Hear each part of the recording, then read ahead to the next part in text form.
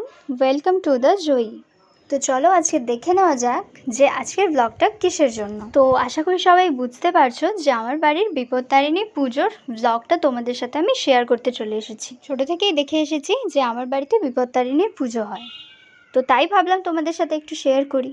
যে দেখো, এখানে পুজোর কাজকর্ম গোছানো চলছে আর ওইদিকে মায়ের ঘর বসানো হয়ে গেছে, ব্রাহ্মণ চলে এসেছে পুজো করার জন্য। আর জানো তো, এই পুজোর অনেক রকমের স্পেশালিটি আছে। 13টা করে সব কিছু দেওয়া হয়, 13টা ফুল লাগে, 13টা ফল লাগে। আর যে ফলগুলো দিয়ে পুজো হয় সেই ফলগুলো পুরোটাই গোটা থাকে, মানে গোটা ফল 13টা প্রয়োজন হয়। আমাদের আত্মীয় স্বজন প্রতিবেশীরা সবাই আমার বাড়িতে চলে এসেছে পুজো দেওয়ার জন্য। তো এখন পুজো শুরু হয়ে গেছে অলরেডি। পুজোর সাথে সাথে এবার অঞ্জলি শুরু হলো।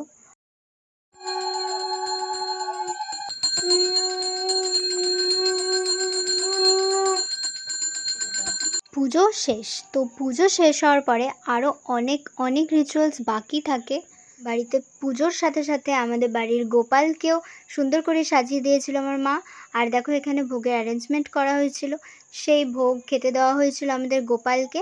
তার পাশাপাশি দুটো রথেরও মা পুজো দিয়ে দিয়েছে।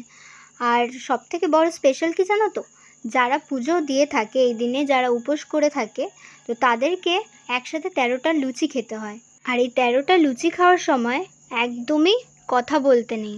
তো এটাই ছোটোবেলা থেকে আমি দেখে এসেছি। তো মা নিজের খাবার বেড়ে নিয়ে বসে পড়েছে। তো চলো, ভিডিওটা এখানেই শেষ করছি। আর ভিডিওটা তোমাদের কেমন লাগলো অবশ্যই কমেন্টস করতে ভুলবে না। আর ভিডিওটা দেখার জন্য তোমাদের অনেক থ্যাঙ্কস। আর ভিডিওটা ভালো লাগলে শেয়ার করে দিও।